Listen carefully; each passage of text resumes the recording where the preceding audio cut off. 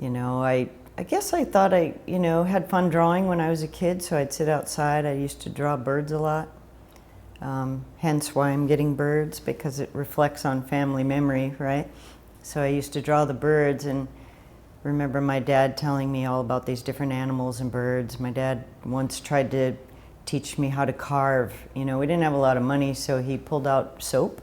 We used to carve soap, so that was the beginning of that. And then he bought me some paints around 10 years old and tried to get me to paint. And even my siblings used to try to get me to take something animal and make it somewhat human, like cartoon. But I was never good at that, I couldn't do it. I just was more of almost a copy machine, almost like, look at that, make it here. I could do that. So that's what I used to do all the time. And going into tattooing, it wasn't like I grew up wanting to learn to tattoo. I drew and I would sit around and just sketch and draw.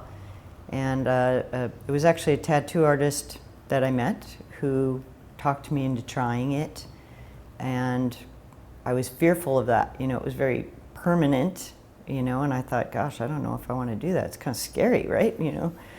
Poking needles in someone's skin to make a picture that's going to stay there forever. That's what we're going to do. And so I thought, okay, I'll try it. And, again, I just took a picture out of a book and kind of copied that. So it grew, and I, ended up getting a job in a shop. And at the time, traditional stuff was, had been popular for quite some time. And I thought to myself, why can't it be more detailed? I don't understand that. Is there any way I can tattoo what I draw? Because I used to like to draw more realistic stuff. Can that be done? And I thought, well, I was 19. I'm like, why can't that be done? I don't see why not, right? So that's what I did. I just tattooed the way I drew. So pencil sketch style. I was told, here's, all these groupings of needles, 3, 5, 7, 9, whatever. What am I going to do with those? I just need the one that looks like a pencil, right? So I'm just going to use that, right? So that's what I did. So that's how my tattooing went. And artistically, being in the shop, people would come in, and I would see other artists say, oh gosh, I can't draw that, or I can't do that. And I would sit there and think, I think I can do that. Maybe I could do that. So I just started speaking up, I think I can do that. I didn't have anything in my head that said, I can't. So my mindset was, why not? Well, I should be able to do that. So even with cover-ups, tattooing dark skin, all of that, I thought, well, I don't see why that can't be done. Probably because I never had anybody tell me it couldn't, right? I didn't have a teacher, so I was self-taught. I just kind of started doing it. So the evolution of my art was kind of the same. It was do whatever I think I can do to see if it can be done. So even way back, I remember trying color portraits within my first year. Well, why not? Why can't we do that? Why can't we do them in black and gray, and why can't we do them in color?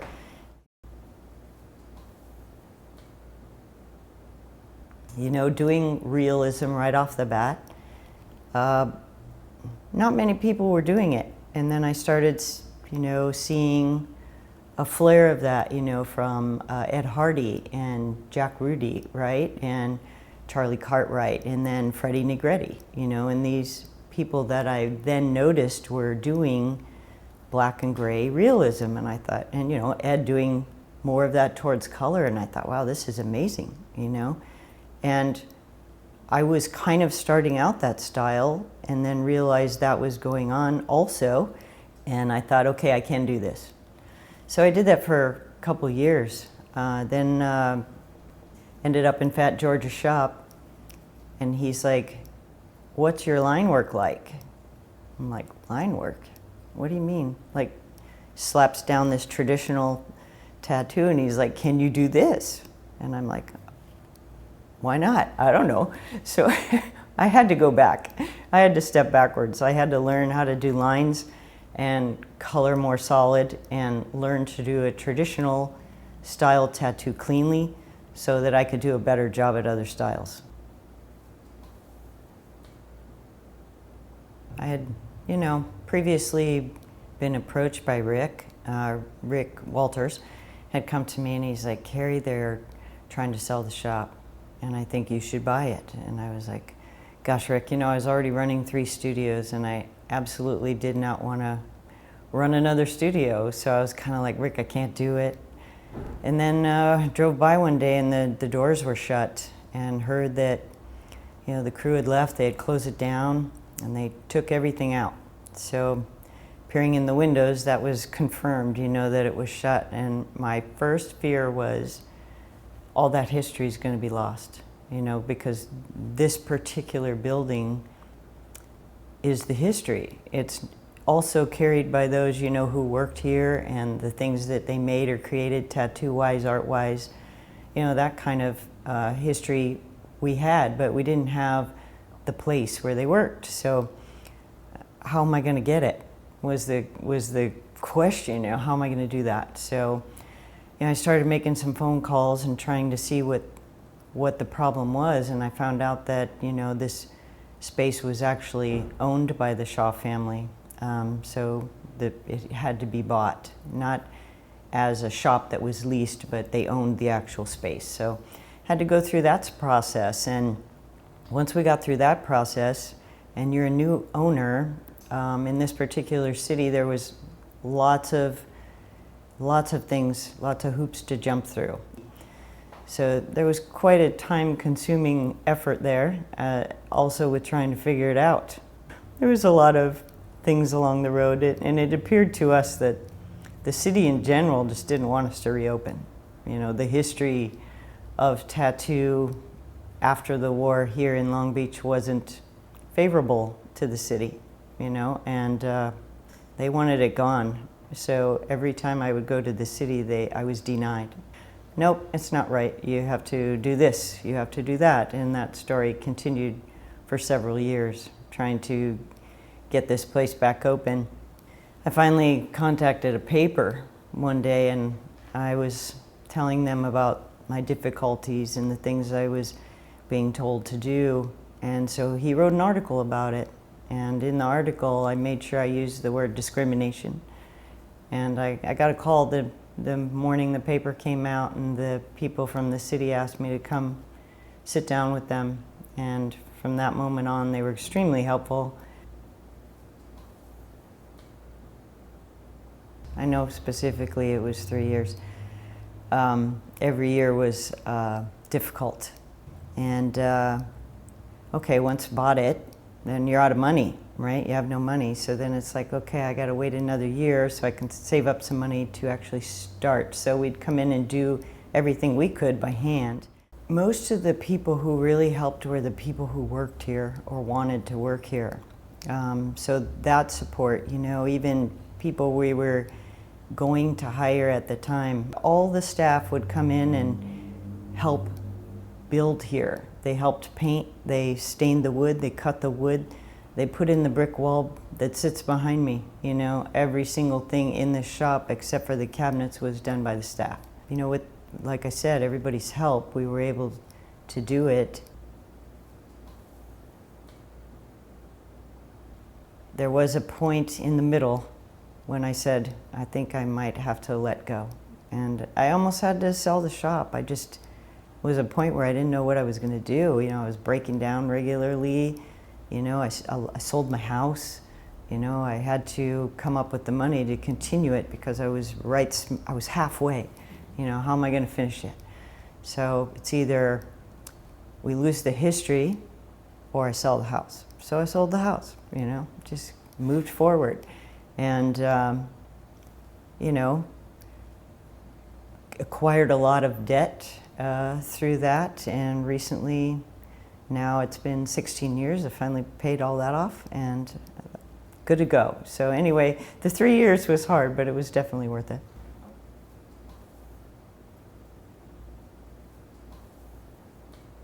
Some of the younger artists who worked here prior were not as helpful. They weren't as happy about it.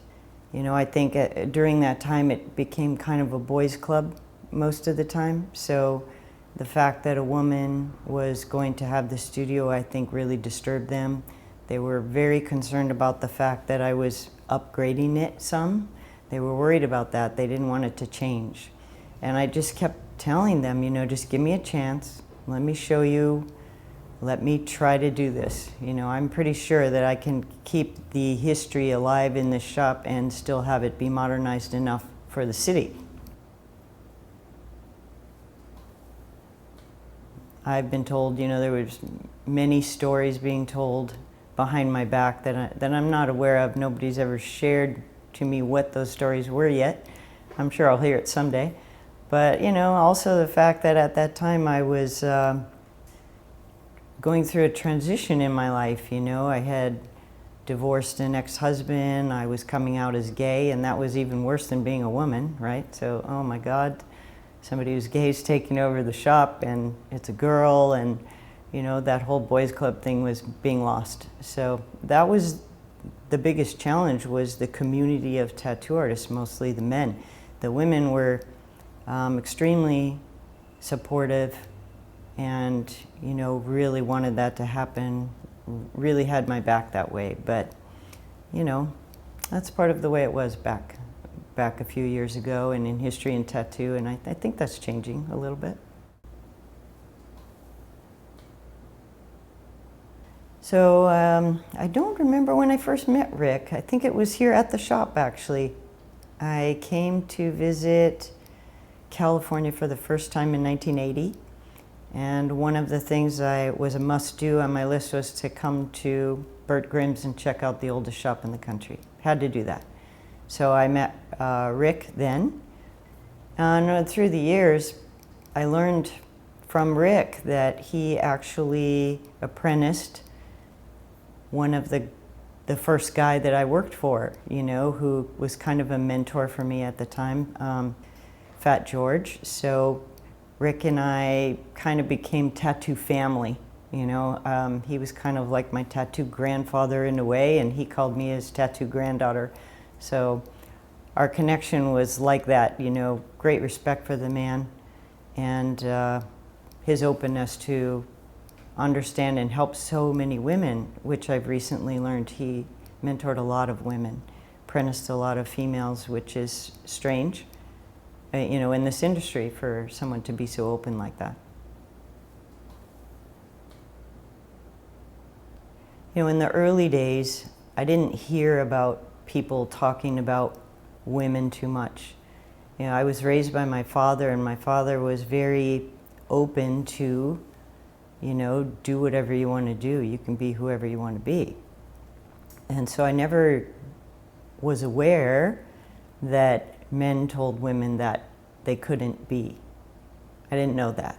So I didn't have that until I got into this business. And that's when I started to hear, like, a woman can't tattoo. What are you talking about?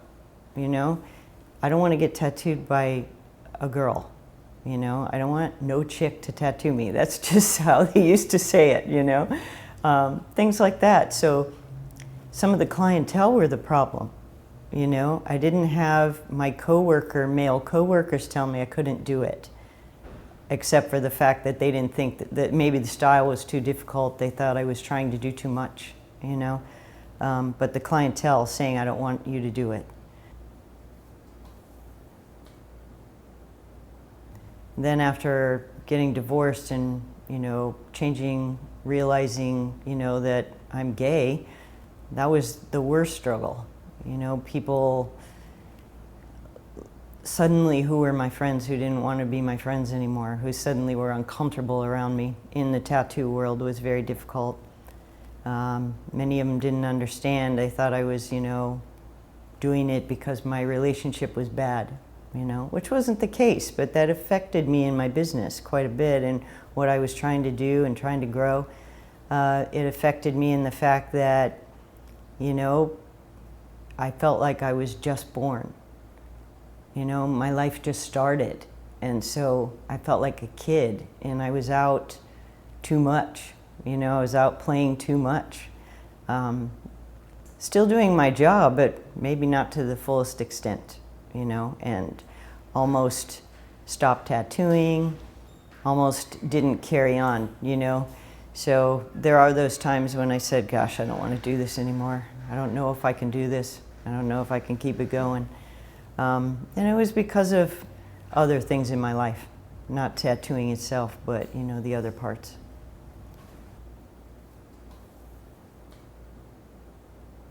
Parts of my family were prejudiced growing up, and other parts completely the opposite. And I never understood difference or why they thought people were different. I didn't understand why they had difficulty with different races or different religions or any of that. I just don't understand it. So inclusion is part of my life. So it's just natural for me that it should be a part of this life in this tattoo shop, in any tattoo shop or tattoo in general. People can't see how much we're alike sometimes. They look at difference, right? Your skin is different or your religion is different, but how many things we have in common, and what does it matter if we have some difference? It doesn't matter at all. So why should that matter in tattoo?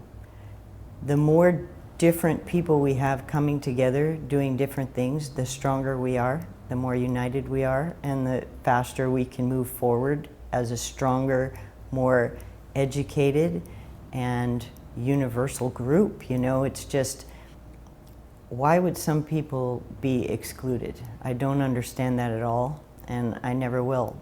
I think inclusion in tattoo has to be across the board. Keeping women strong in the industry is very important.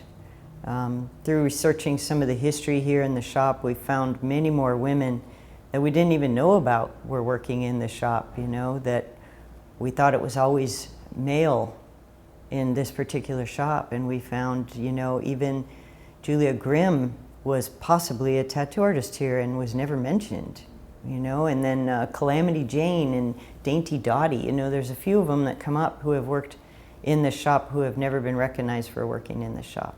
Trying to get that word out, help young women along with young men, whoever they are. Some people choose to not be connected as either, and that's absolutely fine too. Just as a person, everybody should be able to do what they want to do in life and give it a shot. So that's why it's important.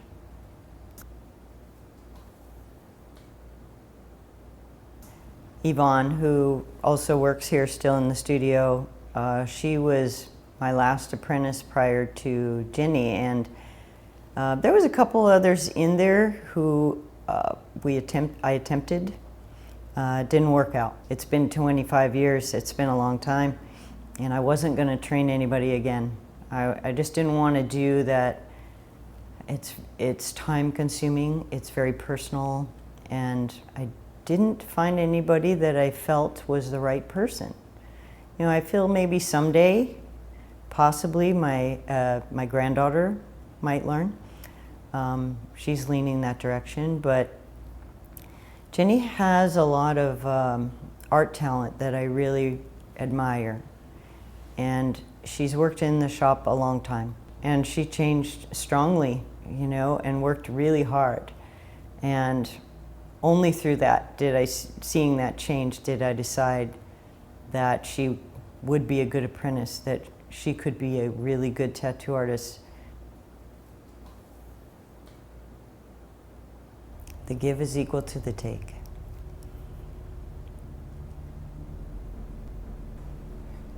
See, my crew makes me a little emotional. They do. Because they, some of my crew have been here, you know, 26 years. Recently had a gentleman move who was here 29 years. You know, I see them as my team for life. Most of these people, I think, will stay. And the give and the take. I don't know what I would say. I try to give. I try, but sometimes, you know, you always think, am I too much of a taker, you know? Try to give back, right? Try to share with them and help them to grow. And that's been part of the transition because, you know, when I first started tattooing and I was in my shop, you know, the person who was there the longest, had the most seniority, chose the tattoo they wanted to do, and that's the way it was, you know? If somebody came in and wanted the best dragon, you know, it'd be like, I would be able to choose whether I got to take that, right? That was the old school way. Yeah, first chair, second chair, you know, kind of thing. And now it's like, who's the best person to do that? You know, am I the best person to do that tattoo? No. Then I'm going to pass it to that person who is the best person to do it, you know, because now it's not about me, it's about everybody, you know, whereas when I was first tattooing, you have to make yourself grow, you have to bring yourself up, and now it's about everybody who's younger doing that, the same thing. So how do I help them to grow? So that's my goal now, is to give as much as I can.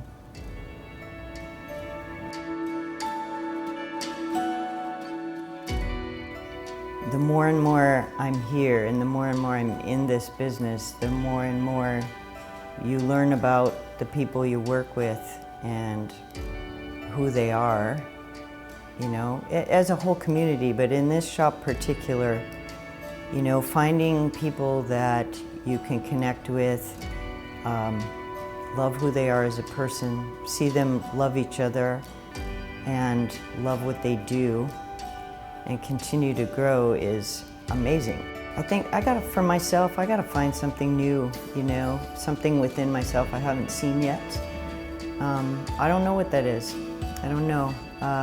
Keeping the history going is super important to me, especially because a lot of it I didn't know, I wasn't there, so I have to learn, I have to research it and carry it forward for those who are younger, you know, because we don't want to lose that for others. So I think that's a huge part of my future, is that I have to share the past.